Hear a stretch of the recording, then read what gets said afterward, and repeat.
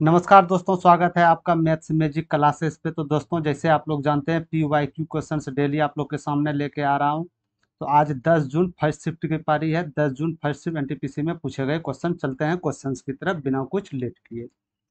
यदि आप लोग सेशन से जुड़ गए हैं तो सेशन को शेयर और लाइक जरूर कर दीजिएगा। यदि आप लोग इस चैनल पे न्यू हैं तो चैनल को सब्सक्राइब कर लीजिएगा। जितने भी PYQ क्वेश्चन हम कराते हैं, चाहे वो रेलवे हो, एसएससी हो या डिफेंस विभाग, जो भी हो, PYQ क्वेश्चंस के लिए आप चैनल को सब्सक्राइब कर लीजिए। पल पल आपको पर डे PYQ क्वेश्चंस मिलते रहेगा। चलते हैं बिना कुछ लेट किए क्वेश्चंस की तरफ। आज का पहला नंबर क्वेश्चंस 10 जून 2025 से फर्स्ट में पूछा गया है। 57 और b का तृतीय अनुपाती c है। यदि पहले तीन सम संख्याओं का योग b है तो c का मान ज्ञात कीजिए। ये दशमलव में आपको लगभग में आंसर देना है। तो तृतीयानुपाती क्या होता है? तो सबसे पहले प्रथमानुपाती, मध्यमानुपाती, तृतीयानुपाती, तीन अनुपाती होती है। तो हम इसको कैसे निकालें? मान लेते हैं ए अनुपात बी है, समानुपाती बी सी है। यदि आपका यहाँ से पहला अनुपाती पूछ दे तो ये दोनों हटेगा नहीं, ये दोनों एक ही साथ रहेंगे क्योंकि समानुपाती हैं। तो ये आपका बी स्क्वायर ए हो जाएगा प्रथमानुपाती। यदि आपसे द्वितीय अनुपाती पूछ दे, द्वितीय अनुपाती में बी आ जाएगा, तो ये दोनों तो जाएगा नहीं, समानुपाती है, तो बी स्क्वायर बराबर ए सी लिख सकते हैं, या इसको आप बी बराबर रूट अंडर ए सी भी लिख सकते हैं। और तृतीय अनुपाती जो हो जाएगा बी स्क्वायर बटे ए हो जाएगा। ठीक है, ये आपको सीक्वेंस ध्यान में रखना है। कोई भी पूछे प्रथमानुपाती, द्वितीय अनुपाती, तृतीय अनुपाती, आपका यहाँ से निकल जाएगा। अब चलते हैं क्वेश्चंस की तरफ। 57 और b का तृतीय अनुपाती c दिया गया है। तो c तृतीय अनुपाती, तृतीय अनुपाती क्या होता है? तो हम जानते हैं तृतीय अनुपाती c जो दिया गया है बी स्क्वायर अपॉन ए है। ठीक है, b का वैल्यू क्या है? ये b का वैल्यू क्या है? तो यहाँ b का वैल्यू आपके पास दिया गया है। यदि पहले तीन सम प्राकृतिक संख्याओं का योग b, तो तीन प्राकृतिक सम संख्याएं यानी 2, 4, 6, इसका योग कितना है? 6, 4, 10, 2, 12। क्या मैं बोल सकता हूँ ये मेरा b का वैल्यू दिया गया है? जब यहाँ मेरा b का वैल्यू दिया गया है तो ये कहीं ना कहीं 144 आएगा, इसका स्क्वायर। और a का वैल्यू क्या है? तो a का वैल्यू 57 दिया गया है। बस इसको आपको कटाना है। तो क्या ये 3 बार में नहीं, 3 बार में ज़्यादा हो जाएगा। टू पूर्णांक समथिंग कुछ आएगा, 2 का प्लस आएगा, तो एक ही ऑप्शन में 2 plus, option number 4 is correct answer. ठीक है, चलते हैं अगले क्वेश्चन की ओर। दिया गया है 12 पे पावर ये है, इसका x मान दिया गया है, इसको वैल्यू y का वैल्यू ये दिया गया है। तो आपसे पूछा गया है x पे पावर z बराबर y पे पावर 4 है, तो z का वैल्यू क्या होगा? ये आपसे क्वेश्चन पूछा गया। x पे पावर z है, तो मैं क्या क्या यहाँ बोल सकता हूँ? x पे पावर z है तो x का वैल्यू तो दिया गया है 12.0, तो इसको मैं यहाँ लिख देता हूँ 0.36 पे पावर z। इसका मान हमने यहाँ लिखा। अब इसका वैल्यू लिखना होगा बराबर y का वैल्यू क्या दिया गया है? 12 पे पावर, सॉरी माफ कीजिएगा, क्या है? 12 पे पावर 0.64, इसका वैल्यू 4 दिया गया है। बस, कुछ नहीं करना है। अब इसका कैलकुलेशन कर देना है इसको। तो इसको क्या मैं लिख सकता हूँ? यदि ब्रैकेट पे पावर पावर है तो ये दोनों गुना हो जाएंगे। 0.36 z बराबर 12, यदि इसको 64 कर देंगे गुना तो 2.56 आ जाएगा। ठीक है, तो ये दोनों बेस समान है, बेस को हटा देंगे, ये दोनों को पावर को बराबर कर देंगे। तो पावर को बराबर कर देते हैं। तो यह जेड का मान क्या निकल जाएगा? तो इसमें 0.36 चला जाएगा, इससे इससे चला जाएगा। तो क्या ये 6 बार में 216, 36 छक्के 216, 7 बार में समथिंग 7 बार चले जाएगा, 7 पॉइंट कुछ आएगा। तो आंसर आपका सी इज करेक्ट आंसर।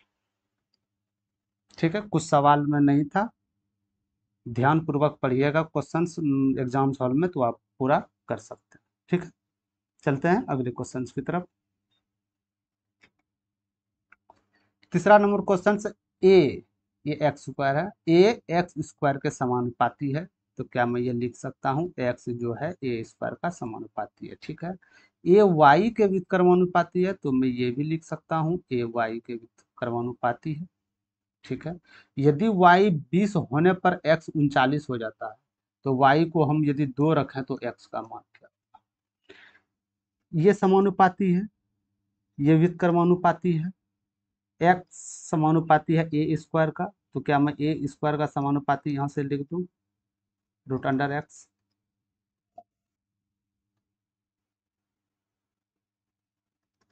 लिख सकता हूँ ना। तो क्या मैं यहाँ एक्स का वैल्यू ये लिख दूँ, एक्स जो समानुपाती हो जाएगा 1/y का स्क्वायर हो जाएगा ना। यदि एक्स समानुपाती है ए स्क्वायर का, यदि ए स्क्वायर समानुपाती है एक्स का, तो ए व्युत्क्रमानुपाती है तो वाई का। तो क्या ए बराबर एक्स स्क्वायर नहीं हो सकते हैं? हो सकते हैं। ए बराबर ये है तो पावर इधर चला आएगा, तो पावर स्क्वायर चला गया आपका। ठीक है। तो यानी एक्स जो समानुपाती है a/2 का होल स्क्वायर है। एक्स बराबर वैल्यू ये स्क्वायर है तो इधर जाके अंडर रूट है तो इधर आके स्क्वायर हो जाएगा। ठीक है। यदि आपका y का मान दिया गया है 20, तो x आपका 39 होता है। तो क्या मैं ये बोल सकता हूँ कि यदि 39 ये दिया गया है, इसका व्युत्क्रमानुपाती स्क्वायर करेंगे तो 1/400, 1/400। ठीक है। अब यही सवाल ये पूछ रहा है कि x यदि ये स्क्वायर है, यदि हम इसको y को 2 मान ले, तो y को 2 मानने के बाद क्या होगा, स्क्वायर 1/4। तो x का वैल्यू क्या होगा, x का वैल्यू आपको बताना। तो 1/400 था, 1/400 था, तो इसका वैल्यू 39 आ रहा था। यदि 1/4 है तो कहीं ना कहीं वैल्यू ये ऊपर जाएगा, समानुपाती है ना। यदि ये बढ़ रहा है तो ये भी बढ़ेगा। क्या समझे? यदि समानुपाती है, यदि ए का वैल्यू हम बढ़ाएंगे तो एक्स का वैल्यू बढ़ेगा, इसका घटाएंगे तो इसका वैल्यू घटेगा। व्युत्क्रमानुपाती में होता है, यदि वाई का वैल्यू घटाए तो ए का वैल्यू घटेगा।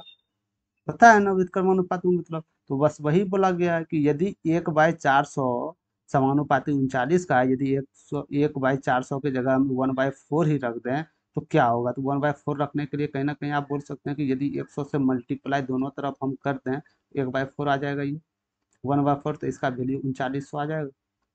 3900 आ जाएगा। बस यही क्वेश्चन पूछा गया, 39।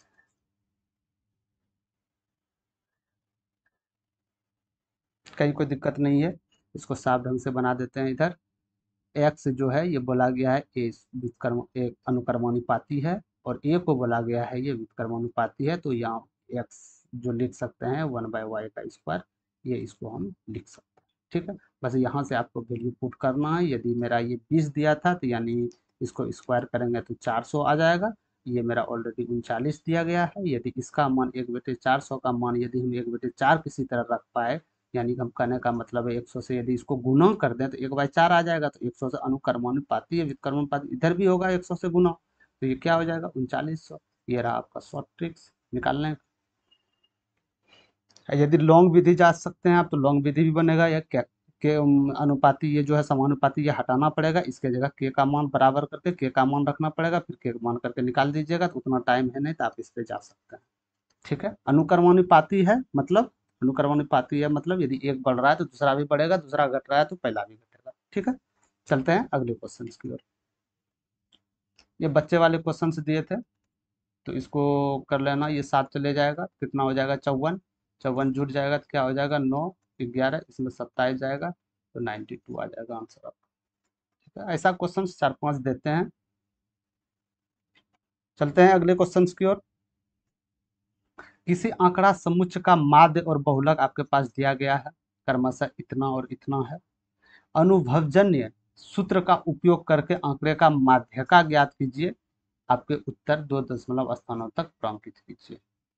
ठीक है। तो इसके लिए हम एक फार्मूला कल बताए थे आप लोग को, तो वो फार्मूला आप लोग याद रखिएगा। तो वो फार्मूला आपका है ये, इसी को बोला जाता है अनुभवजन्य सूत्र। क्या बोला जाता है, अनुभवजन्य सूत्र। तो ये फार्मूला में कोई एक आप लोग याद रखिएगा तो आपका कहानी हो जाएगा। तो हम ऊपर वाला फार्मूला पे लेके चलते हैं।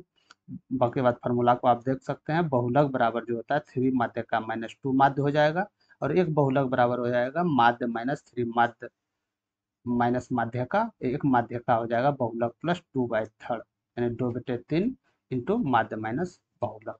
तो हम ये फार्मूला लेके चलेंगे। तो ये फार्मूला सिंपल है। तो बहुलक बराबर 3 माध्य का -2 माध्य।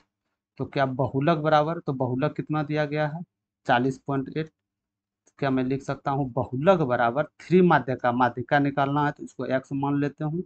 और क्या था, टू माध्य है ना, टू माध्य, तो टू माध्य, यहाँ माध्य क्या है आपका 33.9, इसको दुगुना कर, बस यही था आपका क्वेश्चन। सॉल्व कर दीजिए इसको। 40.1 बराबर 3x माइनस ये कितना हो जाएगा 37.8,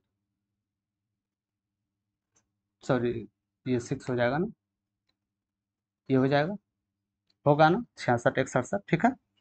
ये माइनस है, बराबर के उधर जाने के बाद प्लस हो जाता है, हम लोग जानते हैं, तो इसको प्लस करने के बाद 9 आ जाएगा, यहाँ 7 आ जाएगा, यहाँ 10 आ जाएगा, ठीक है। ये बात मानते हैं आप।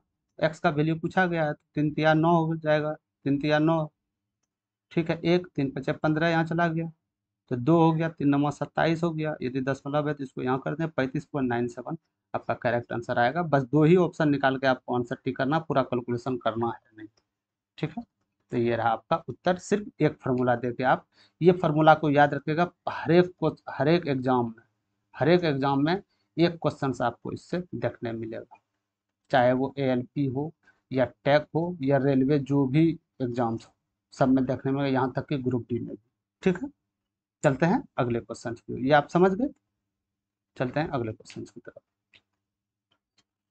अब से 3 वर्ष पहले पिता की आयु उसके पुत्र की आयु के दुगुने से 30 वर्ष अधिक थी। अब से कितने वर्षों बाद उसकी आयु पुत्र की आयु की दुगुनी हो जाएगी। मात्र 25% स्टूडेंट ने सही जवाब दिए थे इसका, मात्र 25% स्टूडेंट ने। अब पता नहीं, इसमें बोल रहे थे बहुत सारे स्टूडेंट कैलकुलेशन इसका लंबा है, देख लेता हूँ कैलकुलेशन कितना लंबा है। अब से 3 वर्ष पहले पिता की आयु उसके पुत्र की आयु के दुगुने से 30 वर्ष अधिक है। हमको सबसे कम समय में करना है, ठीक है। पिता की आयु क्या, मैं फादर को एक लिख लेता हूँ यहाँ, और लड़के को एस से डिनोट कर देते हैं, कहीं कोई दिक्कत नहीं। तो 3 वर्ष पहले पिता की आयु जो था पुत्र के आयु के दुगुने से 30 वर्ष ज्यादा था। तो एक सपोज डेट के लिए मैं आयु एक मान लेता हूँ कि पुत्र की आयु 10 वर्ष था, मान लेता हूँ पुत्र की आयु 10 वर्ष था। क्या आयु 10, वर्तमान आयु हम मान लेते हैं, आप कुछ भी मान सकते हैं, आप 5 भी मान सकते हैं, 15 भी मान सकते हैं, 20, 10 इसलिए माने कैलकुलेट, आप 5 भी मान के आपको हम दिखाएंगे। 10 मान लिए, ये जो 10 मान लिए, पिता की वर्तमान आयु तो यहाँ से पता नहीं चलेगा, पर एक शर्त पे चलेगा। ये बोला जा रहा है 3 वर्ष पहले, तो बेटा 3 वर्ष पहले बेटा का उम्र क्या होगा 7। उनके पुत्र की आयु के दुगुने से 30 वर्ष अधिक है, इसका दुगुना कितना हो जाएगा 7 दूनी 14, इससे 30 वर्ष अधिक है, तो क्या मैं लिख सकता हूँ कि ये 44 साल हो जाएंगे। क्या मैं लिख सकता हूँ ये 44 साल हो जाएंगे। तो 44 साल क्या होंगे 3 वर्ष पहले, 3 वर्ष पहले 44 साल, या 3 वर्ष पहले। यदि इसका वर्तमान आयु करें तो 3 वर्ष ऐड करना, क्योंकि 3 साल माइनस किए थे, यानी हम बोल सकते हैं कि इसका वर्तमान उम्र 47 और इसका 10 आ गया। 3 वर्ष पहले 44 और 7, ठीक है, कहीं कोई दिक्कत नहीं। अब प्रूव करना है अब से कितनों वर्ष बाद उसकी आयु उसके पुत्र की आयु से दुगुनी हो जाएगी। तो मेरा वर्तमान आयु ये है ना 47, 10 मेरा वर्तमान आयु है, बस इसी पे खेल करना है। कितने वर्ष बाद पिता की आयु सन की आयु के दुगुनी हो जाएगी, ये आपको निकालना है। तो क्या मैं ऑप्शन का सहारा ले सकता हूँ, यहाँ से ले लेते हैं। पहला नंबर ऑप्शन चलते हैं, क्या 23 साल बाद, यदि इसमें 23 हम ऐड कर देते, इसमें 23 यदि हम ऐड करते हैं तो कितना आ जाएगा, 23 ऐड करते हैं तो 70 आएगा ना, 70, इसको 23 ऐड करते हैं तो 33, क्या ये दुगुना है, कभी नहीं है, ये उत्तर नहीं हो सकते, ठीक है। कॉन्सेप्ट समझिएगा, जरूरी नहीं है एक्स मानना, समझ गए। दूसरा ऑप्शन से ले लेते हैं 27, वर्तमान उम्र में 27 जोड़ना, क्या इसमें 27 जोड़ेंगे तो कितना आ जाएगा, 27 जोड़ेंगे तो 74, इसमें 27 जोड़ देंगे तो 37, क्या 37 से दुगुना 74 है, तो जी सर दुगुना 74 है, यानी 27 साल के बाद इसका हो जाएगा। अब बताइए क्या था क्वेश्चन में, क्या था कुछ क्वेश्चन में, कुछ नहीं, कुछ नहीं था। बस स्टूडेंट सब बस इसमें करना स्टार्ट क्या कर देंगे, 3 वर्ष पहले फादर की आयु माइनस 3 वर्ष, क्यों इतना करना जाएगा, आप कुछ भी मान करके रेशियो में उसको कन्वर्ट कर सकते हैं, कर सकते हैं ना। सेकेंड विधि देख लेते हैं कि ठीक है सर, आप मान लिए कोई ठीक है, आप 10 जो माने हैं वो कैलकुलेशन करके माने होंगे जो आराम से निकल जाए। आपके कहने पे 5 भी ले लेते हैं, या आपके कहने पे जो बोलिएगा वो भी ले लेते हैं। फादर सन हम 5 ले लिए। यदि हम मान लिए कि सन का वर्तमान उम्र 5 साल है, एक सपोज डेट मान लिए वर्तमान 5 साल है, तो क्या 3 वर्ष पहले इसका उम्र क्या हो जाएगा, तो बोलिएगा 2 वर्ष हो जाएगा। और 3 वर्ष पहले ही पिता की आयु पुत्र की आयु के दुगुने से 30 वर्ष अधिक है, तो दुगुना 4 30 34, यानी 3 वर्ष पहले आयु ये है इसका। तो क्या ये 3 इसमें हो रहा 37 हो जाएगा, यानी वर्तमान उम्र हम बोल सकते हैं 37 5 है फादर और सन का। वर्तमान उम्र 37 और 5 है, 5 साल। हम ऑप्शन से निकाल चुके हैं आंसर। 27 साल बाद दुगुनी, क्या 27 साल बाद ये दुगुनी हो रहा है? 27 32 दुगुनी हो रहा है। आप कुछ भी मानिए दोस्त, कुछ भी मानिए, आपका उत्तर सेम आएगा। ठीक है, एक्स पे ज्यादा गहरा ध्यान ना देते हुए ये सब सवाल को तुरंत करना है, तो आपको कुछ संख्या मान के वो आपको कर देना है। बाकी बात आप यहाँ से देख सकते हैं, कुछ भी माने आपका उत्तर आ जाएगा। ठीक है, चलते हैं अगले सवाल से। जब संख्याएं 3 दिया गया हो, सबसे बड़ी संख्या x से विभाजित किया जाता है, प्रत्येक स्थिति में शेषफल y प्राप्त होता है, तो इसका मान आपको बताना है। ठीक है, इसका मान आपको बताना है। तो क्या हो जाएगा इसका मान? तो यदि इस तरह सवाल से आपको एग्जाम में देखना मिले कि यदि कोई संख्या से विभाजित कर रहा है और प्रत्येक स्थिति में शेषफल भी y बच रहा है, तो आप कुछ मत कीजिए, ये तीनों संख्या का माइनस, पहले ये संख्या का माइनस कीजिए, फिर ये संख्या का माइनस कीजिए, फिर लास्ट इस संख्या का माइनस कीजिए। तो क्या मैं बोल सकता हूँ ये दोनों को माइनस करूंगा कितना आएगा, तो यहाँ 2 आ जाएगा ना। अब 5 हो जाएगा 1752, पहली संख्या माइनस करने पर। दूसरी संख्या को माइनस हम यदि करें तो दूसरी संख्या में क्या आएगा, तो 6 3 636 आ जाएगा। यदि तीसरी संख्या को पहले संख्या में माइनस करें तो क्या आ जाएगा, तो यहाँ 8 8 3। बस कुछ नहीं करना है, इसका आपको एचसीएफ लेना है। एचसीएफ क्या होता है? एचसीएफ वो बड़ी से बड़ी संख्या, वो छोटी से छोटी संख्या, सॉरी छोटी से छोटी संख्या जो दी गई संख्या को पूरी तरह विभाजित कर दे, तो इसका एलसीएम क्या आ सकता है? तो एलसीएम कभी भी आएगा जो तीनों में सबसे छोटी संख्या रहेगी उससे एनी टाइम नीचे आएगा, इससे नीचे आएगा। तो इसका एलसीएम आप लोग निकाल दीजिएगा, इसका एलसीएम आपका 12 आएगा, क्योंकि 12 से तीनों कटता है। तो क्या मैं बोल सकता हूँ कि बड़ी संख्या एक्स है, इसका मान एक्स मान लिए। अब y का मान निकालना, तो y क्या है? y शेषफल है। यदि इसमें से इसको भाग देने पर शेषफल क्या आएगा, भाग दे के देख लेते हैं। तो यहाँ से 12 आएगा, 48 आ जाएगा, और 72, सॉरी 7 आ जाएगा आपका, इसका 7 आ गया।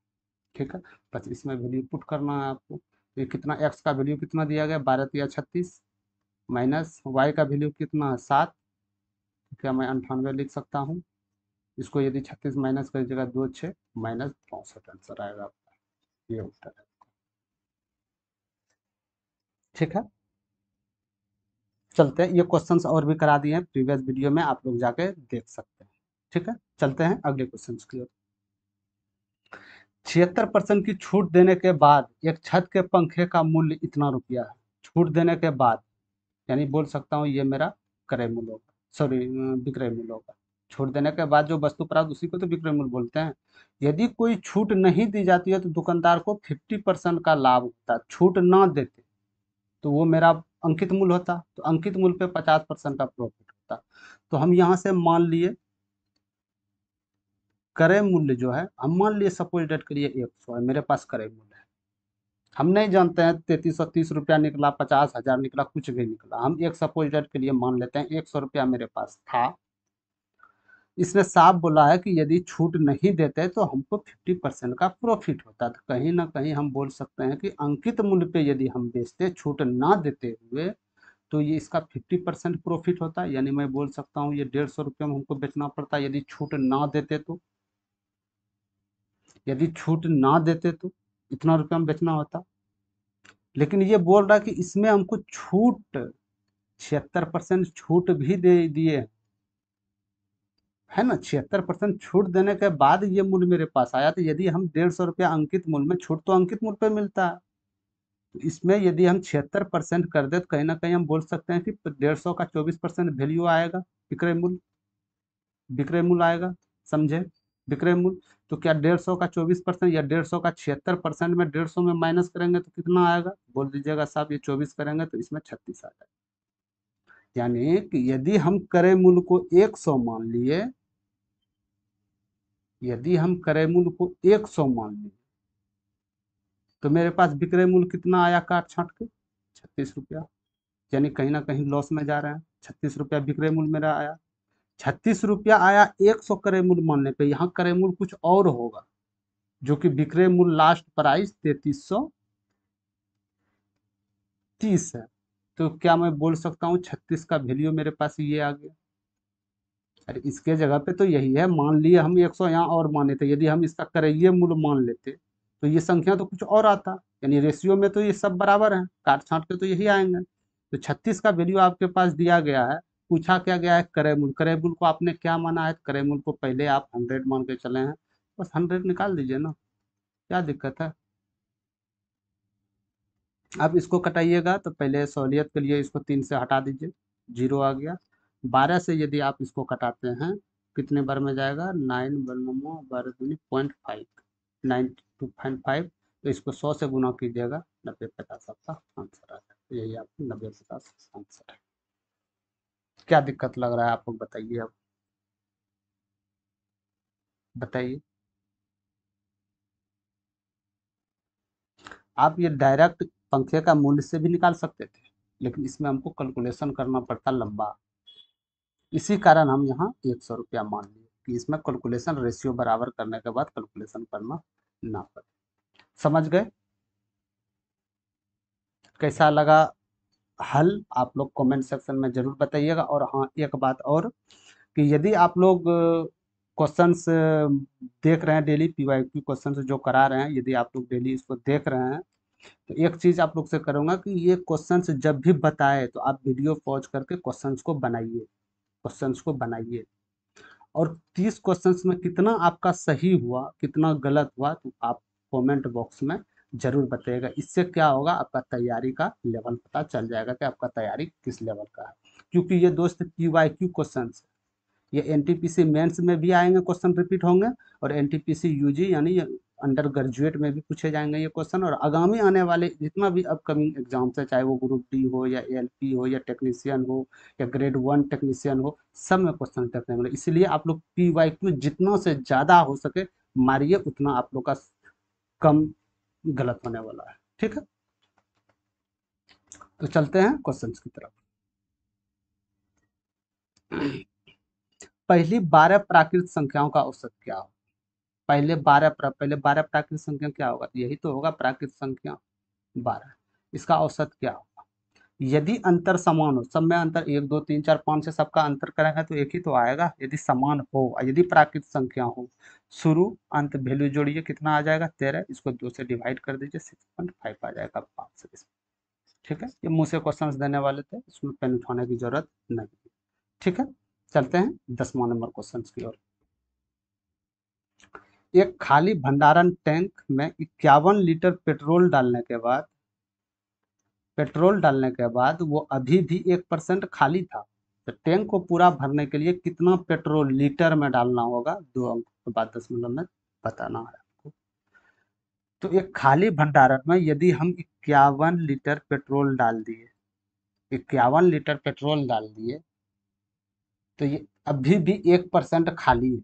यदि हम 100% नहीं समझे, यदि 100% मान लिए हम, टैंकी का क्षमता 100% है, यदि 51 लीटर हम इसमें डाल दिए, यदि हम 51 लीटर इसमें डाल दिए, तो ये बोला जा रहा है 1% इसका अभी भी खाली है। तो क्या मैं ये बोल सकता हूँ 99% भर गया है, क्या मैं बोल सकता हूँ इसका वैल्यू 99%, क्योंकि 99% का वैल्यू है, 1% रुका हुआ है। तो यहाँ 100% हम टैंकी का क्षमता माने तो 100% निकाल लेंगे। अब क्या इसको कैलकुलेशन करना पड़ेगा, जी नहीं, 99% का वैल्यू दिया गया है, इसका 1% ज़्यादा है, 1% ज़्यादा है। 51 का 1% क्या हो जाएगा, 0.51 हो जाएगा। यानी ये जो संख्या होगा इसमें 5.8 हो जाएगा, यानी लगभग में 51.51 52 होगा कुछ। क्योंकि लगभग में पूछा जा रहा है आपका क्वेश्चन, तो 51.52 ये आपका था। ठीक है, 51 लीटर पेट्रोल डाल दिया ना, 1% खाली रहा, तो जो डाला वो तो 99% डाले होंगे, 1% खाली है ना। ठीक है, चलते हैं अगले क्वेश्चन की ओर।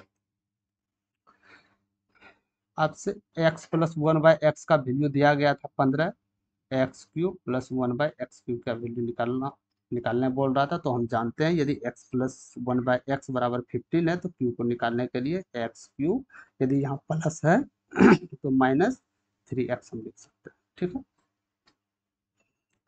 तो क्या यहाँ 15 का q हो जाएगा, -3 × 15 हो जाएगा ना। 5 का q इकाई एक डिजिट पे, क्योंकि इकाई डिजिट पे खेला हो सकता है, साथ सब इकाई डिजिट अलग अलग है।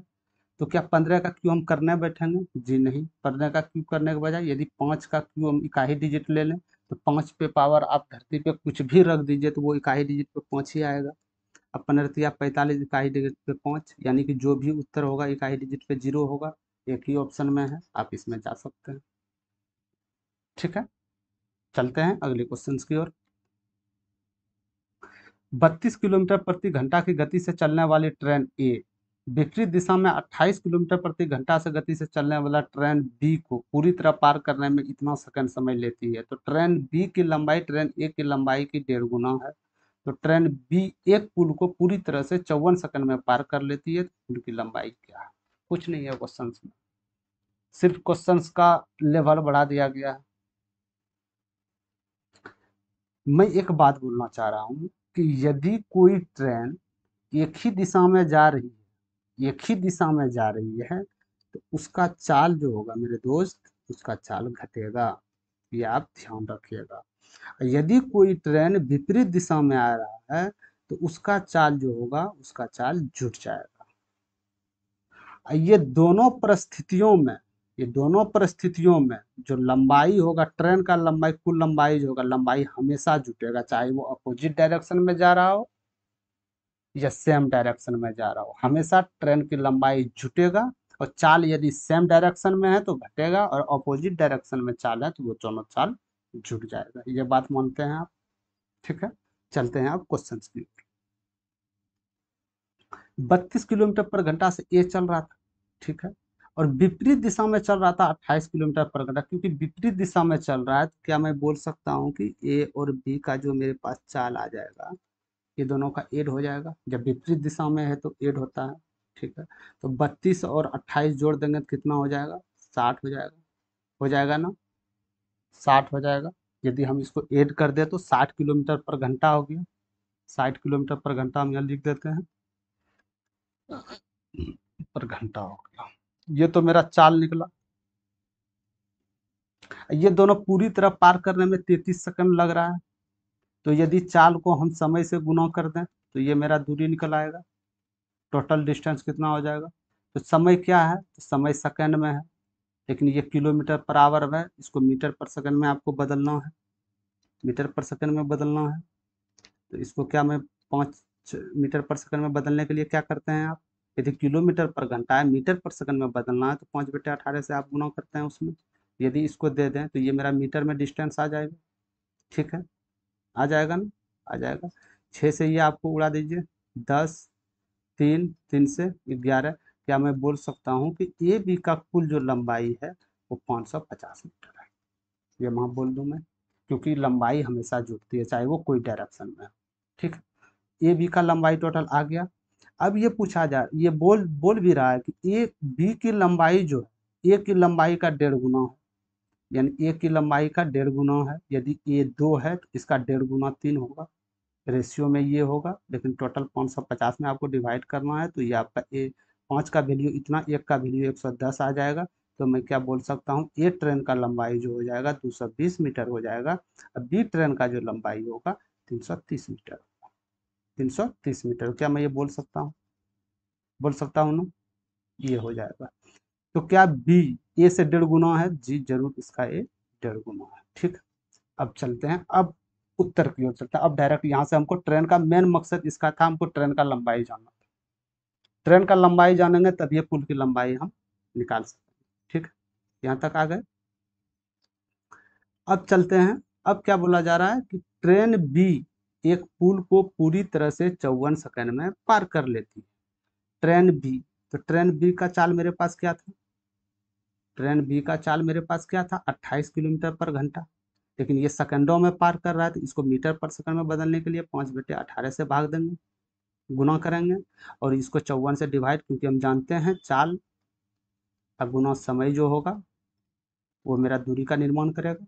तो ये दूरी मेरे पास कितना हो गया? ये 3 बार में चला जाएगा, तो ये 28 पंचे 140 हो जाएगा। यहाँ 140 का गुना 3 यानी 420 मीटर हो जाएगा। 420 मीटर मेरा क्या होगा?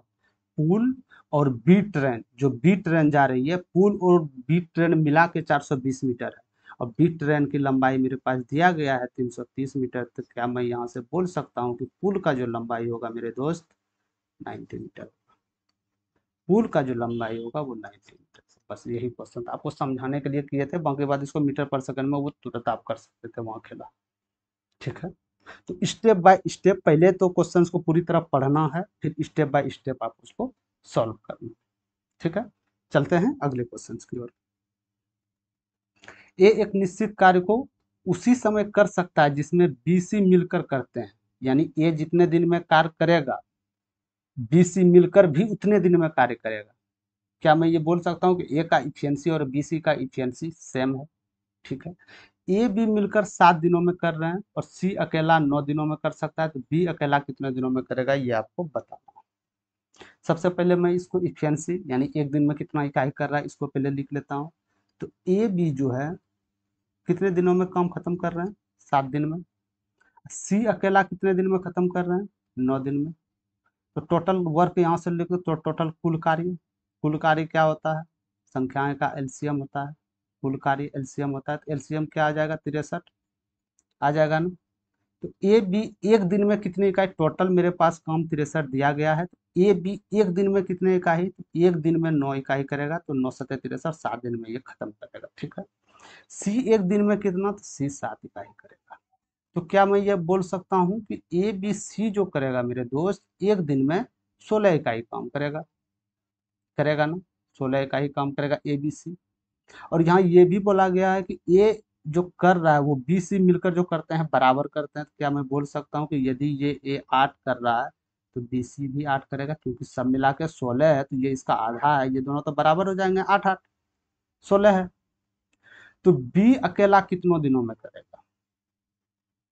सी कितना दिन में कर रहा था? एक इकाई काम, एक दिन में कितना इकाई? 7 इकाई। बी सी मिलकर 8 इकाई। यदि इसमें इसको माइनस कर दें तो क्या मैं बोल सकता हूँ कि बी एक दिन में मात्र एक इकाई काम करेगा मेरा दोस्त?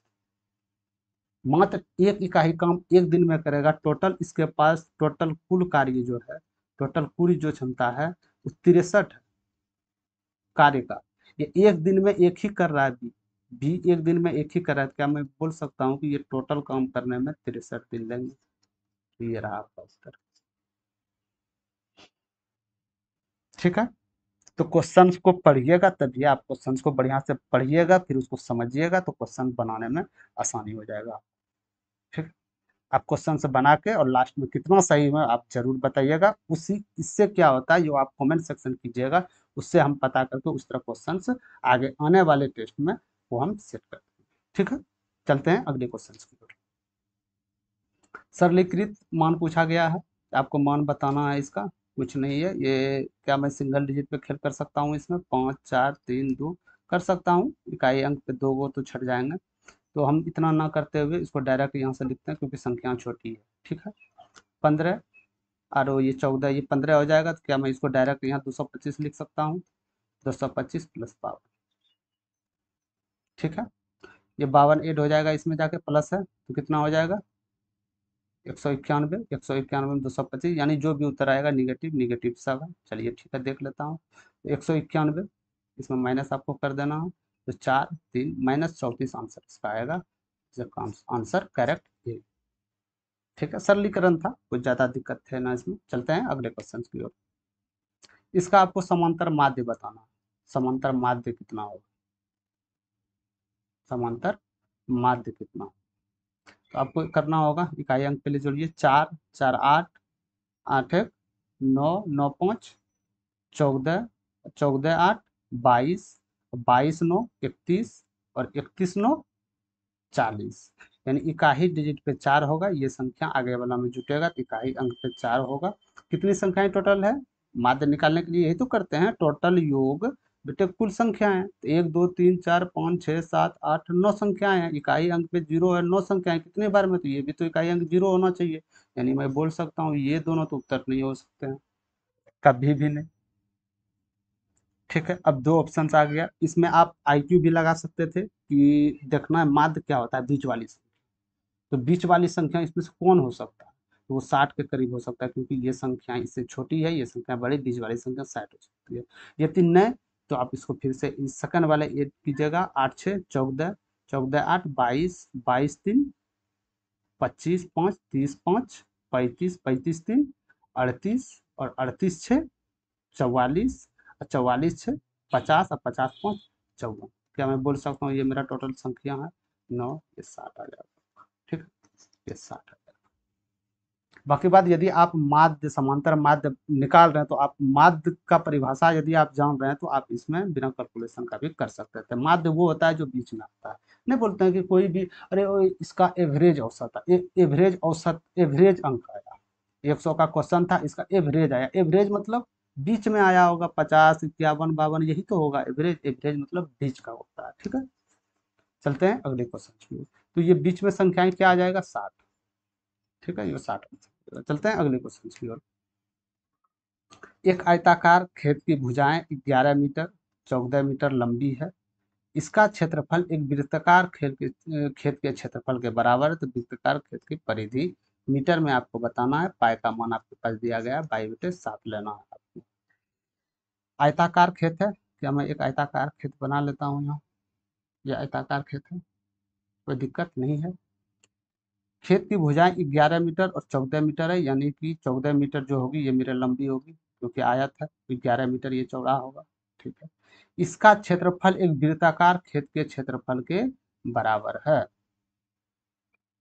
वृत्ताकार खेत खेत की परिधि क्या होगा, इसका जो क्षेत्रफल है, इसका जो एरिया, इसका एरिया क्या हो जाएगा, तो 14 × 11, क्योंकि हम जानते हैं आयत का क्षेत्रफल लंबाई गुना चौड़ाई हो जाता है, इसका करेंगे तो 154 आ जाएगा, यानी आयत का जो क्षेत्रफल होगा, आयत का जो एरिया होगा वो कितना हो जाएगा, 154।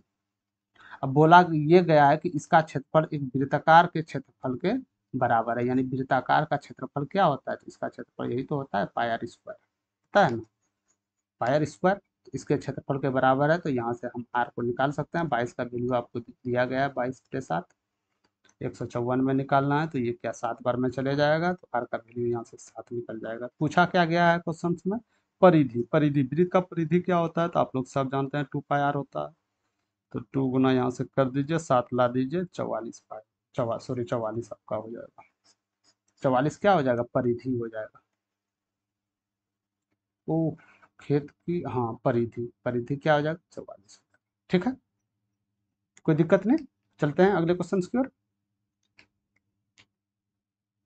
किसी वस्तु के 112 रुपये में बेचने पर एक व्यक्ति को 30% की हानि होती है, यदि उसे 15% लाभ पर प्राप्त करने के लिए उसका मूल्य कितना में बेचना चाहिए, यानी कि कोई वस्तु है, कोई भी आदमी एक वस्तु को 112 रुपया में उसको यदि बेचता है तो उसको 30% का हानि हो जाता है, लॉस हो जाता है, और यदि उसको 15% लाभ कमाना था वही वस्तु को, तो वो कितना में बेचेगा, तो 30% हानि पे ये वस्तु बेचा, 30% हानि पे बेचा, कितना, इतना, क्या मैं बोल सकता हूँ 70% का वैल्यू मेरे पास 112 दिया गया है, 30% हानि पे बेचने के बाद इतना में बेचा, यानी बेचा तो होगा 70% में, इतना हो गया।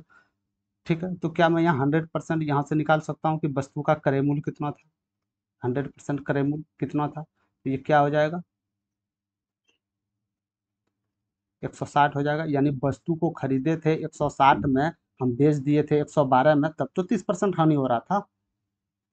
अब यदि क्रय मूल्य मेरे पास 160 रुपया, इसको 15% हमको लाभ पे बेचना है, तो क्या करना पड़ेगा, 160 रुपया है, इसको हमको 15% लाभ पे बेचना है, यानी 115/100 कीजिए, या 15/100 करके इसको आप जोड़ दीजिए, ऐड कर दीजिए, तो ये चला जाएगा, ये 2 चला जाएगा, ये 3 चला जाएगा, ये 2 चला गया, 8, यानी 8×24 ऐड हो जाएगा, आपका 184 निकला जाएगा, यानी कि वस्तु 160 रुपया क्रय मूल्य को यदि आप 184 रुपया में बेचिएगा तो आपको 115% का प्रॉफिट। ठीक है, और यदि आप इसको 30% हानि पे बेचिएगा तो यहाँ साफ साफ बोला गया है वस्तु 112 रुपये में बिक रहा है, तो यहाँ से हम निकाल लिए क्रय मूल्य और क्रय मूल्य से 15% लाभ पे हम ले लिए। ठीक है, चलते हैं अगले क्वेश्चन की ओर। 900 रुपया पर 6% मासिक ब्याज दर पे 12 महीने के लिए साधारण ब्याज ज्ञात कीजिए। 900 रुपया है, 6% रेट है, मासिक है, अब महीना भी है, मासिक 12 महीना दिया गया है, क्योंकि हम इसीलिए यहाँ एक साल क्यों, सॉरी 12 मंथ है, ईयर्स लिखते हैं, 12 मंथ है, हम इसीलिए एक नहीं क्योंकि ये मासिक ब्याज दे रहा है। यदि सालाना ब्याज देता तो हम इसको एक मान सकते थे, मासिक ब्याज दे रहा है तो मासिक महीना भी लेके चलना होगा। तो क्या मैं बोल सकता हूँ इसका पर सिंपल इंटरेस्ट कितना हो जाएगा, तो सिंपल ये दोनों को गुना कर दीजिए, बच्चा 72% आपका सिंपल इंटरेस्ट निकल जाएगा। तो यही तो पूछा है सिंपल इंटरेस्ट कितना होगा, तो आप 900 का 72% नहीं निकाल सकते हैं सिंपल इंटरेस्ट।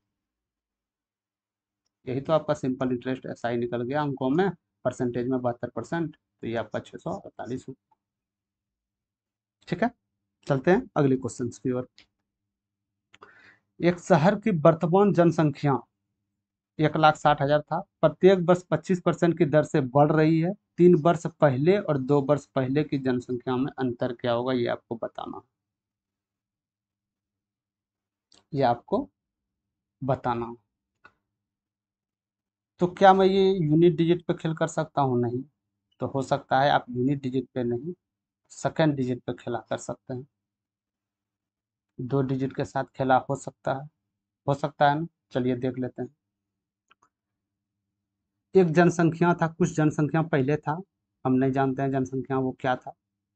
इसमें 25% की वृद्धि, 25% की यदि वृद्धि, 25% का वैल्यू 1/4, यदि इसमें वृद्धि कर दिया जाए तो क्या मैं बोल सकता हूँ 5/4 इसका हो जाएगा। तो पहले इसका 3 वर्ष पहले का निकाल लेता हूँ कि कितना था इसका। यदि अभी 1,60,000 रुपया हो रहा है तो 3 वर्ष पहले हमको पता चल जाएगा इसका वैल्यू क्या होगा। 3 वर्ष पहले, 3 ईयर्स पहले, मानते हैं आप, 3 ईयर्स पहले।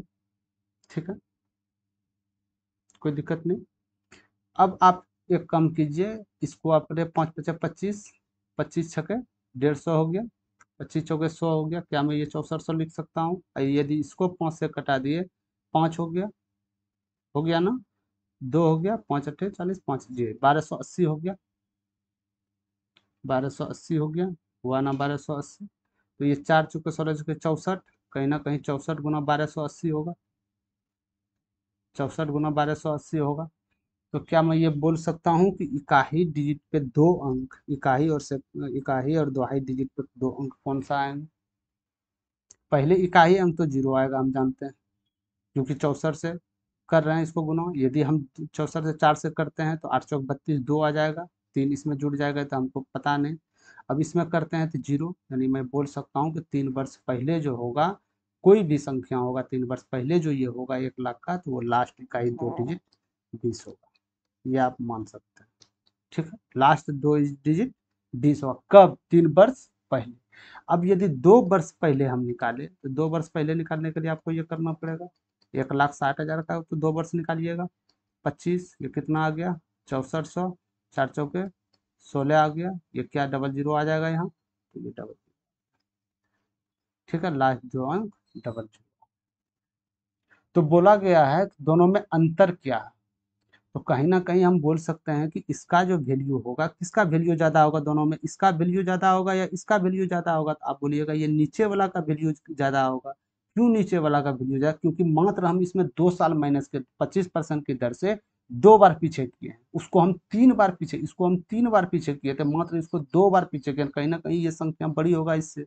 यदि ये संख्या बड़ी होगा तो ये तो ऊपर जाएगा, 20 नीचे आएगा, सॉरी 20 नीचे आएगा, कोई भी उत्तर होगा लास्ट 2 डिजिट 80 उसका होगा। एक ही ऑप्शन में लास्ट 2 डिजिट 80 है, वो है करेक्ट आंसर बी। ठीक है, ये क्वेश्चन से देते ही हैं एग्जामिनर आपको फंसाने के लिए। ठीक है, तो आप उस पर जाइएगा नहीं, सिंगल डिजिट पे खेला हो रहा है, ठीक है, नहीं तो डबल डिजिट यहाँ से क्या हम किए, यदि हम गुना करते तो ज़्यादा हमको कैलकुलेशन करना पड़ता, लेकिन गुना तो हम किए नहीं, डायरेक्ट सिंगल डिजिट पे हो रहा है खेल, ठीक है, नहीं तो डबल डिजिट पे खेल तो हो ही चुका है। समझ गए, चलते हैं अगले क्वेश्चन की ओर। 56 सेंटीमीटर, 42 सेंटीमीटर, 70 सेंटीमीटर भुजाओं वाले एक समकोण त्रिभुज को 56 सेंटीमीटर भुजा के परितः घुमाकर एक शंकु बनाया जाता है। इस प्रकार बने शंकु का कुल पृष्ठ क्षेत्रफल सेंटीमीटर में आपको बताना क्या है, क्योंकि सब सेंटीमीटर में दिया गया है तो सेंटीमीटर में उत्तर आ जाएगा इसका। ठीक है, और उत्तर में एक बार नजर डाल दीजिएगा, पाई है यानी पाई को हमको छेड़छाड़ नहीं करना। ठीक है, तो एक समकोण त्रिभुज है, समकोण त्रिभुज में पहले बना लेता हूँ। क्या मैं ये बोल सकता हूँ कि ये मेरा समकोण त्रिभुज है? अरे समकोण त्रिभुज वही होता है ना जो इसका एक कोण 90 डिग्री का हो, बस ये हो गया। इसका बोला गया एक सबसे बड़ी भुजा जो क्या होता है, हम जानते हैं बड़ी भुजा सबसे बड़ी भुजा कर्ण होता है। ठीक है, इसका हाइट कितना दिया गया है? 56 है। परिधि को हम 42 मान लेते हैं, कहीं कोई दिक्कत नहीं है। इसको बोला कि भुजा के परितः घुमाकर एक शंकु बनाया गया, तो शंकु कहीं ना कहीं यही तो शंकु होता है मेरे भाई, यही तो शंकु होता है। तो इसको भुजा को घुमा के एक शंकु बनाया गया, तो ये हम कर लेते हैं, इसको यहाँ से हम उतार देते हैं इसको। ठीक है, क्या मैं इसको इससे कर सकता हूँ? ये जब ये शंकु बन गया, जब ये ध्यान दीजिएगा, जब ये शंकु बन गया, ये शंकु है, जब ये शंकु बन गया तो ये मेरा क्या है, इसको हम जानते हैं एल, तो एल 70 है। यहाँ मैं यहाँ से बोल सकता हूँ एल 70, इसको मैं एल मानता हूँ। ठीक है, एल 70। ये क्या है? ये ऊंचाई है, तो ऊंचाई कितना दिया गया है? 56। ठीक है, ये कितना है? ये त्रिज्या दिया गया, त्रिज्या कितना है? 42। पूछा क्या जा रहा है? शंकु का कुल पृष्ठ क्षेत्रफल, तो शंकु का कुल पृष्ठ क्षेत्रफल कितना होता है? शंकु का कुल पृष्ठ क्षेत्रफल यही तो होता है pi R L plus pi R square. ये फार्मूला आपके मुंह पे होना चाहिए। तो पाई आर यहाँ से हम यदि कॉमन ले लेते हैं तो एल प्लस आर हो जाएगा। ठीक है, तो वैल्यू पुट यहाँ कर देना, आपको पाई को छेड़छाड़ नहीं करना क्योंकि आंसर में पाई है। ठीक है, त्रिज्या कितना है मेरे पास, तो बोल दीजिएगा त्रिज्या 42 है। और यदि ब्रैकेट हटाएंगे तो गुना होगा, एल प्लस आर कितना है, तो एल प्लस आर कितना है? 112। ठीक है, यदि यहाँ से आप कैलकुलेट कीजिएगा कि काहे अंक की खेल करते हैं, तो लास्ट डिजिट में 4 पाई तो आएंगे, 4 आएंगे, बाकी बात संख्या इधर आएंगे, तो लास्ट 4 पाई डिजिट कौन सा है? लास्ट 4 पाई डिजिट 8। बताइए, इसीलिए बोलता हूँ क्वेश्चंस को स्किप ना कीजिए, स्किप करना हो तो एक बार पढ़ लीजिए क्वेश्चंस, क्योंकि मैथ ने यदि आपको धोखा दे दिया तो आपका कहीं शरण नहीं है। मैथ ही ऐसा विषय है जो फुल मार्क्स आप ला सकते हैं, और लाए, ऐसा बात नहीं है। ठीक है, चलते हैं अगले क्वेश्चन की ओर। भूमि के एक बिंदु से, ध्यान दीजिएगा, भूमि के एक बिंदु से एक पहाड़ी के शीर्ष का उन्नयन कोण 60 डिग्री है। भूमि के एक बिंदु से, क्या मैं ये भूमि मान लेता हूँ? भूमि के एक बिंदु से यदि एक पहाड़ी, पहाड़ तो ऐसे ही होगा, पहाड़ तो ऐसे ही होगा, यदि एक पहाड़ी 100 इतना, ये इतना मीटर ऊंचा है, इतना मीटर ऊंचा पहाड़ी उन्नयन कोण 60 डिग्री बना रहा है, उन्नयन कोण 60 डिग्री बना रहा है, क्या मैं ये बोल सकता हूँ ये कोण मेरा 60 डिग्री बन रहा है? 60 डिग्री बन रहा है, ये मेरा 90 डिग्री बन रहा है। जब ये 90 ये 60 है, ऑटोमेटिक हम बोल सकते हैं ये 30 होगा, क्योंकि त्रिभुज का तीनों कोणों का योग 180 डिग्री होता है ना। तो हम आपको कल प्रीवियस वीडियो क्लास में बताए थे कि 60 डिग्री यदि ये त्रिभुज है, इसको हम परिभाषा डिटेल्स में भी बताए थे। यदि ये 90 डिग्री है, ये 30 डिग्री है, यदि ये 60 डिग्री है, तो 90 डिग्री वाले भुजा 2a मान लेते हैं, ए भुजा a√3 होता है, और 30 डिग्री के सामने की भुजा a होता है। मानते हैं आपने?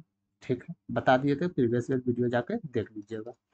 यदि 60 डिग्री के सामने भुजा क्या होता है? a√3। 60 डिग्री के सामने भुजा क्या होता है? a√3। लेकिन a√3 का वैल्यू दिया गया है कितना? 171। क्या मैं बोल सकता हूँ a√3 का 71, तो a बराबर यहाँ से निकल जाएगा 171/√3। ठीक, अब पूछा क्या जा रहा है, तो दिए गए बिंदु से पहाड़ी के शीर्ष की दूरी कितनी है? शीर्ष की दूरी ज्ञात करनी है आपको, ये दूरी ज्ञात करनी है, ये दूरी ज्ञात करनी है। तो शीर्ष की दूरी ये कितना है? 90 डिग्री अपोजिट साइड, 90 डिग्री सामने वाला, तो ये भुजा कहीं ना कहीं 2a भुजा होगा। तो ए का मान दिया गया 2a पूछ रहा है, तो इसमें 2 से भाग गुना कर दीजिए। ठीक है, तो कितना आ जाएगा? 2 342/√3 आ जाएगा, आ जाएगा ना? 342/√3। इसको √3 यदि हम ऊपर नीचे से कर दें तो ये क्या हो जाएगा? 342√3/3। 3 से इसको कटा दीजिए, 3 1 यानी 114/√3 आपका आंसर, यही आपका उत्तर है। ठीक है, समझाने के लिए बताए हैं लंबा, बाकी बात ये आप ऐसे भी कर सकते थे 60 डिग्री भुजा a√3 यानी कि a का वैल्यू इतना 2 है तो 2 से गुना करके आप लिख सकते थे। ठीक है, चलते हैं अगले क्वेश्चन की ओर। दो पाइप एक टंकी को अलग अलग क्रमशः 35 मिनट में और 15 मिनट में भर सकते हैं। टंकी को खाली करने के लिए उसके तल पर एक पाइप लगा है। यदि तीनों पाइप को एक साथ खोल दिए जाए तो खाली टंकी को 6 मिनट में भर जाती है। यदि कोई अन्य पाइप खुला ना हो तो टंकी के तल पर लगाए गए पाइप पूरी तरह से भरी हुई टंकी को खाली करने में कितना समय लगेगा, ये आपको बताना है। ठीक है, पहले पहला विधि से हम ले लेते हैं जो कैलकुलेशन ना करना पड़े। ये तो आप कुल क्षमता निकाल के भी कर सकते थे, ऐसा नहीं करेंगे क्योंकि कैलकुलेशन जाएगा, वो भी बता देंगे आपको लास्ट में। दो पाइप था, एक टंकी अलग अलग 35 मिनट में 36 मिनट भर सकता है। क्या ये एक टाइम पे इतना भर देगा, इतना मिनट में? ठीक है, क्या ये एक इतना मिनट में भर देगा एक दिन में? ठीक है, तो क्या मैं बोल सकता हूँ कि दोनों मिलकर कितना दिन में भरेंगे? तो ये यदि योग है तो ऊपर कॉर्नर पे जाके दोनों को योग कर देना है, नीचे को गुणनफल कर देना है। तो 35 5 40 और 35 × 5, इसको गुणनफल ना करके डायरेक्ट कर दे क्योंकि कटाने में आसानी होगा। क्या मैं बोल सकता हूँ कि 8/35 एक दिन में दोनों कर रहे हैं, ए और बी। 8/35 एक दिन में कर रहे हैं, ए और बी, बोल सकते हैं ना? सॉरी, ये 5 नहीं 15 है ना, यार ये 15 है, सॉरी 15 है। तो ये क्या हो जाएगा, 50, 35 15 50 और 35 × 15 यहाँ हो जाएगा। तो क्या ये 5×3 = 15 और 5 से 10 चला आएगा? क्या ये एक दिन में इतना कर सकते हैं, इतना? या इसको और सरलतम रूप में लिख सकते हैं, 5 से 2 5 से 7 यानी 2/21, दोनों मिलके एक दिन में इतना भरेंगे टंकी को, इतना भरेंगे। लेकिन ये बोल रहा है कि ए बी सी डी यदि खोला जा रहा है तो 6 मिनट में भर जाती है। यदि ए बी सी डी को माइनस इसमें हम एक दिन के लिए कर दे, एक दिन में इतना भरेगा, ये खाली करेगा। यदि इसको कर देते हैं तो कहीं ना कहीं मेरा ये निकल जाएगा सी का। सी कितना दिन में खाली करता है? अरे भाई ये तो ए बी है ना, ए बी में ए बी सी को यदि ये खाली करने वाला टैंक माइनस कर दें तो सी का वैल्यू निकल जाएगा। तो ये क्या निकला, तो आपको बताए थे ऊपर में करना है इसको।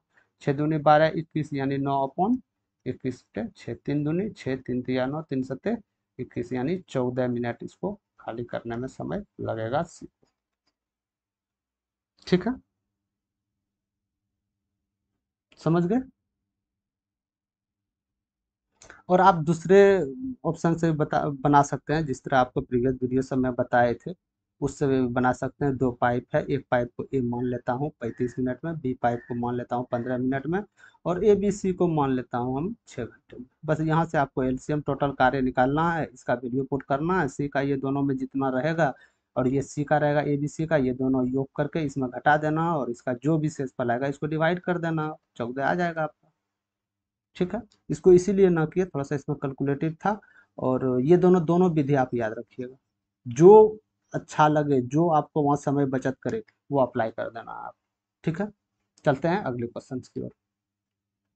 धारा के अनुकूल गति इतना किलोमीटर प्रति घंटा और धारा के प्रतिकूल गति 20 किलोमीटर प्रति घंटा है। एक नाव को किसी स्थान पर जाने जाने और वापस आने में कुल 13 घंटे समय लगते हैं, तो नाव द्वारा तय की गई दूरी क्या होगी, आपको बताना।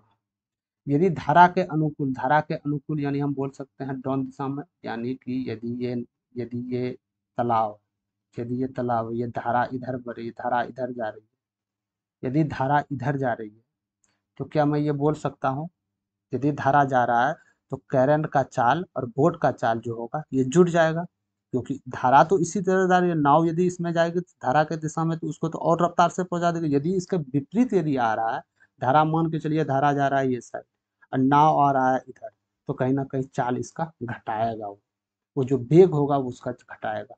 तो डाउन दिशा में जो जा रहा है, धारा की दिशा में जा रहा है, कितना जा रहा है, 41 किलोमीटर पर घंटा।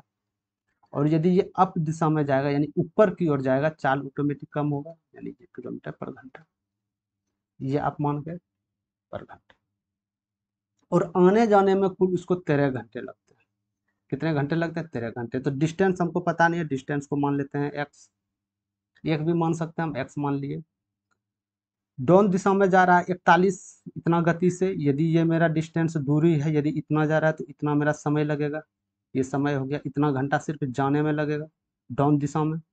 ठीक है, अब दिशा में जो आ रहे हैं हम, अब दिशा में दूरी तो वही रहेगा x, यानी आ रहे हैं तो ये क्या मैं लिख सकता हूँ 205 10x, इसको ऊपर कर दी, क्या ये घंटा हो जाएगा, आने वाला घंटा। तो यदि ये दोनों समय को हम समय समय को जोड़ दें तो टोटल यही सवाल बोल रहा है 13 घंटे लगते हैं। बस एक्स का वैल्यू आपको निकालना था, बस एक्स का वैल्यू आपको निकालना था, समझ गए, एक्स का वैल्यू आपको निकालना था। यहाँ से आप एलसीएम में भी ले सकते हैं या तो कॉर्नर में भी जा सकते हैं, आपको जिस तरह आसानी हो आप उस तरह कर सकते हैं। ठीक है, कहीं कोई दिक्कत नहीं, तो मैं डायरेक्ट इसको कर लेता हूँ। यदि मैं इसको करूँ 205 और 410,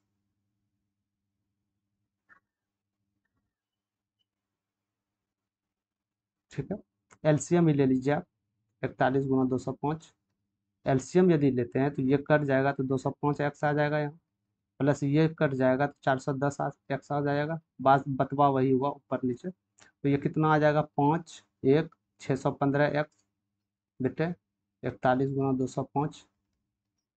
ठीक है, क्या ये 15 बार में जाएगा? जी हाँ, 15 बार में। ये कितना आ जाएगा, 5 × 3 = 15, 5 चौक 20, 5 एका 5 हो जाएगा बराबर 13।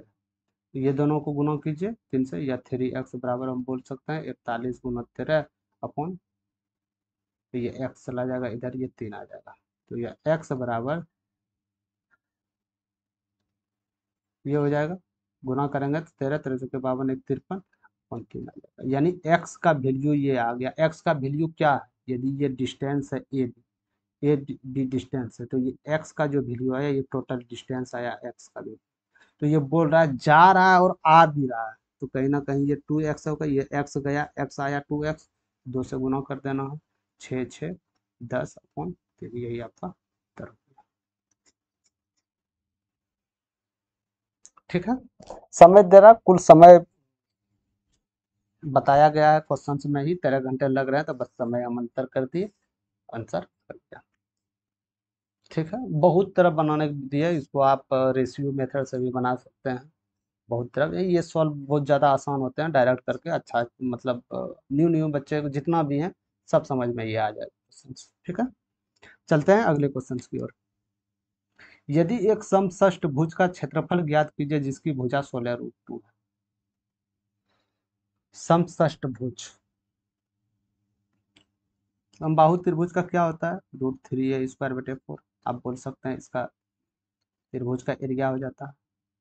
ये षष्ठभुज बोल रहा है, यानी कि 6 भुजा वाला बोल रहा है, ये भुजा है तो 6 भुजा बोल रहा है, तो 6 भुजा इसमें आपको गुना करना है। यदि ये अष्टभुज बोलता तो 8 से आपको गुना करना था, तो इसको हम ले जाता हूँ, तो क्या मैं 3√3 अपॉन 2 बोल सकता हूँ, गुना भुजा स्क्वायर, तो बोल सकता हूँ ना, बोल सकता हूँ। ठीक है, भुजा दिया गया है 16√3, तो क्या मैं यहाँ से लिख सकता हूँ 2, 16 16 2 56 हो गया, √2 का स्क्वायर करेंगे तो 2 हो गया, ये आ गया, 2 से 2 ये चला गया, तो ये आप इधर कर सकते हैं, कितना आ जाएगा 6×3 = 18, इकाई डिजिट पे 8√3 आएगा, 8√3 कहाँ है, बस एक ही ऑप्शन में नजर आ रहा है 8√3, आंसर 1। ठीक है, कुछ नहीं करना है, समषष्ठभुज बोल रहा है, षष्ठभुज बोल दे तो समबाहु त्रिभुज में जितने भी इसका एरिया होता है इसके 6 से गुना, अष्टभुज बोलता तो 8 से गुना करते, एकादश भुज बोलता तो 11 से गुना करते। ठीक है, चलते हैं अगले क्वेश्चन की ओर। एक व्यक्ति अपने आय का 50% बचाता है, यदि उसका खर्च यानी व्यय जिसको बोला था, यदि उसका खर्च इतना रुपया है तो उसका आय क्या है। यदि 100% आय था तो ये 50% तो खर्च कर रहा है, 50% तो बचत कर रहा है 325, तो यदि 50% खर्च रहा है तो 50% तो इसका बचत भी ये किया होगा, यानी बोल सकते हैं 364 360 रुपया। 26 नंबर क्वेश्चन, एक बिस्तर का अंकित मूल्य इतना रुपया है।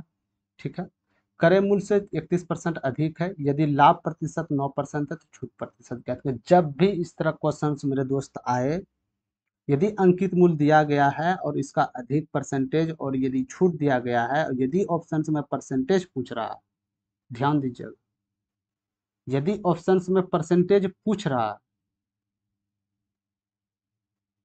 तो आपको करना क्या है, इसको सबसे पहले आपको इग्नोर कर देना है इस जगह, क्योंकि हम कोई भी संख्या मान के हम इतना इतना करें तो मेरा जो भी आएगा ना, चाहे वो छूट प्रतिशत कुछ भी आएगा, वो परसेंटेज में बराबर आएगा।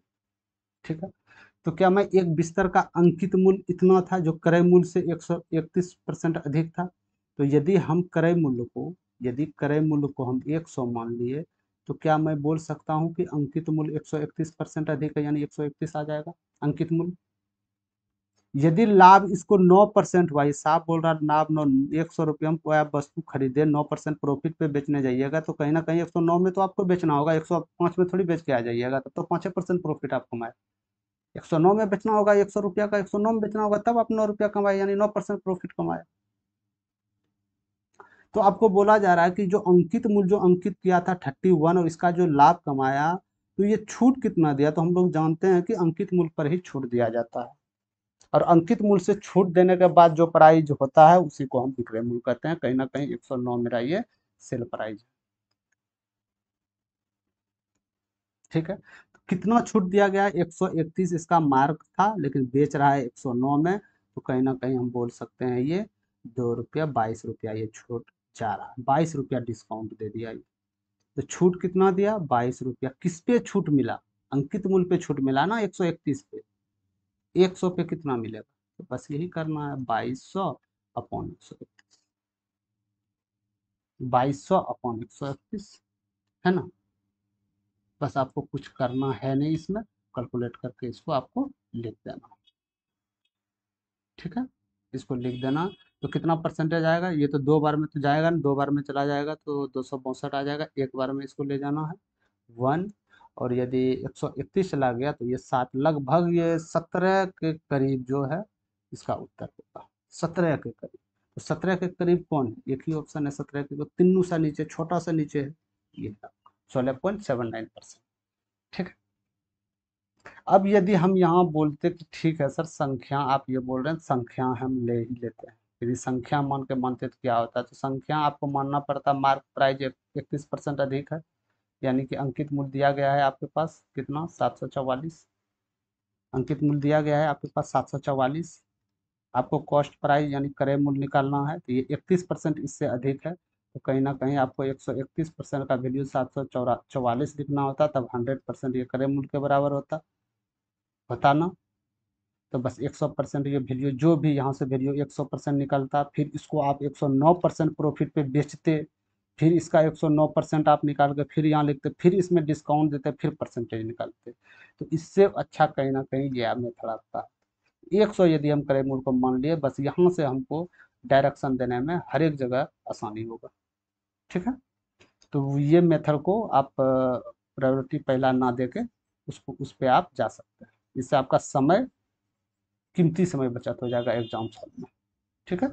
चलते हैं अगले, बशर्ते ये ध्यान रखना है कि अंकित मूल्य कितनों दे दे, क्रय मूल्य कितनों दे दे। यदि ये परसेंटेज में है और परसेंटेज पूछ रहा है तो हमको मूल मूल्य से कोई लेना देना नहीं है, 100 मान के आप निकाल सकते हैं। ठीक है। चलते हैं अगले क्वेश्चन की तरफ। एक्स वाई जेड का अनुपात दिया गया जो इन्वेस्टिंग किया था एक व्यापार में, कितना अनुपात में इन्वेस्ट, एक्स ने 45 रेशियो में 3771 किया था अनुपात में, एक राशि निवेश किया, उन्होंने वर्ष के अंत में कुल इतना रुपया लाभ मिला, उसको प्रॉफिट इतना हुआ, तो वाई और जेड के हिस्से में अंतर कितना, वाई और जेड को जो मिलेगा दोनों का अंतर कितना होगा ये बताना है। तो क्या मैं बोल सकता हूँ एक्स वाई जेड का कितना रेशियो में गया था, तो बोल दीजिएगा 45 और 37 था और 71 था, रेशियो में इतना था, लेकिन टोटल कुल रेशियो कितना वैल्यू आया, 7 1 8 5 13, एक हो गया, 7 3 10 4 14 1 15, 153 का वैल्यू आ गया, कितना 2790 के बराबर। मैं बोल सकता हूँ। एक बात हमेशा इसमें याद रखना, पार्टनरशिप का क्वेश्चन है, साझेदारी का है, इसमें एक चीज याद रखना है, यदि आपका इन्वेस्टिंग का अनुपात दिया गया, यदि वर्ष समान है, यानी कि एक वर्ष जिसमें इसमें वर्ष समान है ना, सबको एक वर्ष के लिए लगाया गया, तो जो भी प्रॉफिट हम वितरण करेंगे मेरे दोस्त, वो सब किस पे जाएगा, तो उसके राशि के अनुपात होगा, जो जितना धन लगाया उसके अनुपात में बांटेंगे। यदि धन समान सब लगाया और समय अलग अलग है, तो समय के अनुपात में हम बांटेंगे। ठीक है। इतना समझ गए आप। तो 153 का वैल्यू आपके पास कितना निकल के आया, ये आया 153 का वैल्यू ये आया। तो क्या मैं यहाँ से एक का वैल्यू निकाल सकता हूँ, कितना हो जाएगा, क्या ये 2 बार में जाएगा, नहीं 2 बार में 300 टप जा रहा है, एक चला जाएगा, ये जाएगा ना एक, एक का वैल्यू क्या आएगा, मैं डायरेक्ट यहाँ एक का इसको कटाने की जगह डायरेक्ट मैं एक का वैल्यू लिख देता हूँ, इतना बेटे 153 आ जाएगा, ये मेरा एक का वैल्यू चला आया, एक का मतलब एक अनुपात का वैल्यू मेरे पास मेरे दोस्त इतना रुपया आया। ठीक है, आप मानते हैं इतना रुपया आया। उत्तर में क्या खोज रहा है, वाई और जेड के हिस्से का अंतर, वाई के जेड के हिस्से का अंतर, तो ये रेशियो में कितना अंतर है, तो बोल दीजिएगा 4, और ये 34 का अंतर है। तो बस 34 से इसको मल्टीप्लाई तो करना ही है, 34 करना, समझ गए।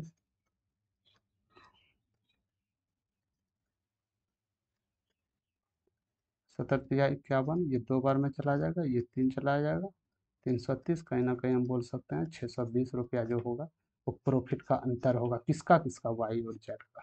बस यहाँ से आपको जो देखिए एक का वैल्यू आप यदि मेरे दोस्त एक रेशियो का वैल्यू यदि आप निकाल लेते हैं तो आपको जो यहाँ से पूछे एक्स का कितना होगा, एक्स जेड का अंतर कितना होगा, वाई जेड का, सब आप वैल्यू निकाल सकते हैं। ठीक है, चलते हैं अगले क्वेश्चन की ओर। क्वेश्चन में दिया गया है 8 संख्याओं का औसत 124 है, यदि ये संख्याएं का योग का 16वां हिस्सा है तो सबसे छोटी संख्याएं क्या है। 8 संख्याएं का योग कितना दिया गया है, 124, औसत है 124, 8 संख्याओं का, तो हम क्या बोल सकते हैं कि 8 संख्याओं का योग क्या होगा, तो कहीं ना कहीं इसको गुणा करने पर 8 संख्याओं का योग निकल के आ जाएगा। तो 8 गुना 124, ये मेरा कुल योग रहा, कुल योग हम इसको बोल सकते हैं, 8 संख्याओं का कुल योग, 8 संख्याओं का कुल योग हम बोल सकते हैं क्या इसको, जी बोल सकते हैं। कुल योग कितना आया, 8 गुना 124, तो ये बोला जाए यदि ये संख्याएं के योग का 16वां हिस्सा है, जो भी वो संख्याएं हैं उसका ये 16वां हिस्सा है, तो क्या वो संख्या निकल के नहीं आ जाएगा मेरे पास, क्या निकल के आ जाएगा मेरे पास, 62, करेक्ट आंसर 62। ठीक है, चलते हैं अगले क्वेश्चन की ओर। एक्स के किस मान के लिए द्विघात समीकरण के दोनों मूल उभयनिष्ठ है। क्या उभयनिष्ठ का परिभाषा आप जानते हैं, उभयनिष्ठ होते क्या हैं, ये प्रीवियस वीडियो में भी कराए थे, उसमें दिए थे, लेकिन इसमें जो है आपको एक इसमें एक नोट याद रखना, यदि उभयनिष्ठ हो, दो इक्वेशन दिए गए हो उभयनिष्ठ हो, तो आप डायरेक्ट क्या कीजिएगा इसमें, एक मिनट ये करना है आपको, यदि दो द्विघात समीकरण के दोनों मूल उभयनिष्ठ हैं तो उनके गुणांक अनुपातित होना चाहिए, यानी कि a1/a2 बराबर b1/b2 बराबर c1/c2। अब पता कैसे चलेगा कि a1 b2 है क्या, तो याद देखिए ये a1 हो गया आपका, ये a2 हो गया, ये b1 हो गया, ये b2 हो गया, ये c1 हो गया, ये c2। ठीक है, यही तो किया जा रहा है। तो पहले समीकरण में यहाँ आप देख लीजिए, पहला समीकरण 2x² ये था, दूसरा समीकरण मेरे पास ये था, तो क्या यहाँ a1 ये 2, a1 कितना माना है 2, b1 कितना माना है -5, c1 कितना माना है ये 3 है, 3 मानेगा। इसी तरह बी a2 कितना है, माफ कीजिएगा, a2 कितना है, इसी तरह A2 यहाँ देखिए, यहाँ लिखा गया A2 4, A1 4, A2 4, B2 minus K+1 और C2 बटे 6। बस यही प्रोसेस, सिर्फ ये आपको लाइन याद रखना, ये लाइन याद रखना, एक द्विघात समीकरण यदि हो, यदि ये उभयनिष्ठ है तो उसका जो गुणांक अनुपात होगा वो हमेशा समांतर यानी बराबर होगा। ठीक है, ठीक है ना। अब चलते हैं क्वेश्चन की, तो क्या मैं यहाँ A1 का वैल्यू लिख सकता हूँ, क्या है 2, A2 का वैल्यू -5, और A3 का वैल्यू, सॉरी B1 है ना, A2 लिख दे रहा हूँ, B1 का वैल्यू, C1 का वैल्यू क्या आपके पास है 3, तो क्या मैं A2 का वैल्यू यहाँ से लिख सकता हूँ, A2 का वैल्यू 4 है, क्या मैं B2 का वैल्यू लिख सकता हूँ, तो -K+1 है, बोल सकते हैं। या C2 का क्या वैल्यू मैं लिख सकता हूँ, तो बस ये अनुपात आपको बराबर करना है, ये अनुपात आपको बराबर करना है। ठीक है, ये अनुपात आपको हमेशा बराबर करना है। यदि मैं ये अनुपात बराबर करूं, है ना, A/A2 बराबर B1/B2/C1/C2, तो पहले 2 को लेके चलना है, तो 2 को लेके चलते हैं पहले। ठीक है, 2 को लेके चलते हैं। ठीक ना,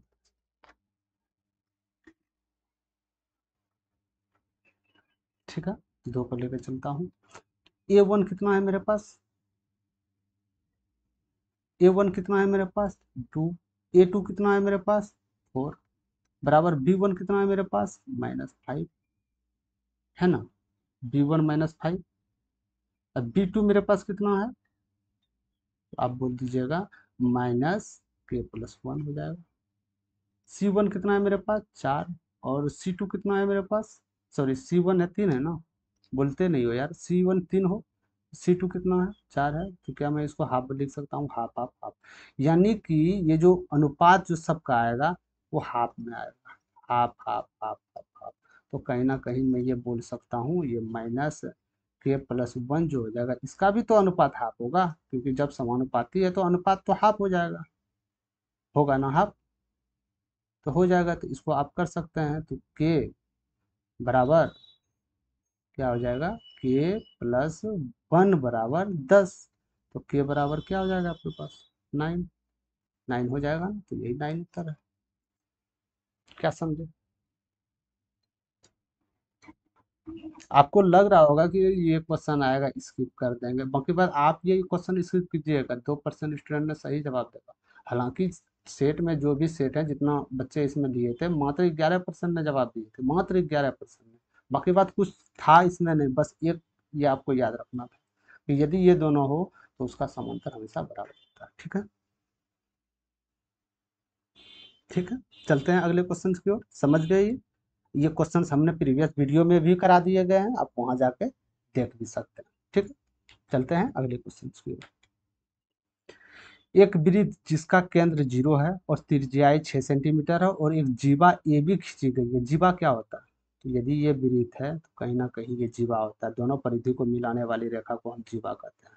ठीक है, दोनों परिधि को मिलाने वाली को जीवा कहते हैं, और ये जो नीचा हुआ इसको हम सेक्टर बोला जाता है, जितना एरिया हुआ। ठीक है, तो एक वृत्त का केंद्र दिया गया है, तो क्यों ना मैं एक केंद्र मान लेता हूँ, एक वृत्त, सॉरी वृत्त अंडा हो गया दोस्त, एक वृत्त में वृत्त ले लेता हूँ, इसका केंद्र है ये आपका 0 दिया। ठीक है, त्रिज्याएं 6 सेंटीमीटर है, इसका जो भी त्रिज्या होगा वो 6 सेंटीमीटर होगा, जिसे मैं त्रिज्या लिख लेता हूँ, ये 6 सेंटीमीटर त्रिज्या। ठीक है, मैं एक जीवा ए बी खींची जाती है, ए बी कोई जीवा है, ए बी खींची जाती है, यदि केंद्र और जीवा के बीच की न्यूनतम दूरी 4.5 है तो जीवा ए बी की लंबाई क्या हो। ए बी कोई खिंचा, यदि केंद्र और जीवा के बीच की न्यूनतम दूरी, तो क्या मैं ये मान सकता हूँ कि ए बी ये मेरा जीवा हो जाएगा, ये ए हो जाएगा, ये मेरा बी जीवा हो जाएगा। अब बोला जा रहा है कि केंद्र और जीवा ये मेरा सेंटर रहा, ये मेरा जीवा रहा, यदि ये दोनों के बीच की दूरी 4.5 दिया गया है तो ए बी का लंबाई क्या, तो ये कहीं ना कहीं ये त्रिभुज तो नहीं हो रहा है, समकोण त्रिभुज। यदि ये आपका 4.5 दिया गया, ये 6 सेंटीमीटर दिया है, तो कहीं ना कहीं आप ये निकाल लीजिएगा या आधार, तो आधार निकालने के लिए क्या करना होगा, कर्ण का स्क्वायर अब माइनस हाइट का स्क्वायर करना होगा, तो कर्ण का स्क्वायर कितना है, तो कर्ण कितना है 6 स्क्वायर, अब -4.5 स्क्वायर रूट अंडर, तो ए स्क्वायर माइनस बी स्क्वायर पे लगा सकते हैं, ए प्लस बी कितना हो जाएगा 10.5, ए माइनस बी कितना हो जाएगा 1.5 हो जाएगा ना, इसका रूट अंडर करना है, तो ये नीचे 2 दशमलव उड़ा दीजिएगा तो 100 आ जाएगा, 15×7 = 105, यानी 7×15×15 लिख सकते हैं, इसका रूट अंडर कर दीजिएगा तो 15√7 यही होगा ना, 15√7/10, 15√7 ये हो जाएगा ना। ठीक है, तो ये क्या मेरा निकल के आया, ये नीचे वाला आधार मेरा क्या निकल के आया, तो 5×3 = 15, ये 1.5 बोल देता हूँ, 1.5/√7। क्या मैं बोल सकता हूँ कि ये जो दूरी होगा यहाँ तक, ये सेंटर तक जो दूरी होगा 1.5√7 होगा। लेकिन हमसे पूछा गया है ए बी, तो ए बी तो ये पूरा है, इधर भी 1.5√7 होगा, होगा ना, तो क्या 3√7 नहीं हो जाएगा? 3√7 इज करेक्ट आंसर। ठीक है, कोई दिक्कत नहीं होनी चाहिए, समझ गए? चलते हैं अगले क्वेश्चन की तरफ। तो आज यही तक क्वेश्चन था दोस्त, ये रहा आज आपका लास्ट क्वेश्चन। इसका आपको सोल्यूशन कैसा लगा, मतलब सॉल्व कैसा, हल कैसा लगा, कमेंट बॉक्स में जरूर कीजिए। कमेंट करते नहीं हैं आप लोग, कमेंट बॉक्स में जरूर बताइएगा कहाँ गलत हुआ कहाँ सही हुआ, उस पर हम वीडियो में सुधार करेंगे। आप कमेंट बॉक्स में जरूर बताएगा। यदि इस क्लास का आपको पीडीएफ चाहिए, क्लास का आपको यदि पीडीएफ चाहिए तो आप टेलीग्राम चैनल पे ज्वाइन कर सकते हैं। यहाँ पे पर डे क्लास का आपको टेलीग्राम चैनल पे पीडीएफ उपलब्ध मिल जाएगा। बाकी बात ये टेलीग्राम चैनल का है, ये आप यहाँ से सर्च कर सकते हैं या डिस्क्रिप्शन में लिंक देंगे, वहाँ क्लिक करके आप लिंक पे क्लिक करके डायरेक्ट आप टेलीग्राम चैनल पे जा सकते हैं। ठीक है, यदि आप यदि आपको सेशन पसंद आ गया हो तो सेशन को शेयर जरूर कीजिएगा, लाइक जरूर कर दीजिएगा। शेयर करने का मतलब आपको बार बार शेयर करने के लिए किस लिए, क्योंकि जो भी न्यू स्टूडेंट हो उसको मेथड पसंद आना चाहिए कि जो कम से कम समय में उसका सिलेक्शन हो सके। यदि अभी तक आप चैनल को सब्सक्राइब नहीं किए हैं तो मैथ्स मैजिक क्लासेस को सब्सक्राइब कर लीजिए।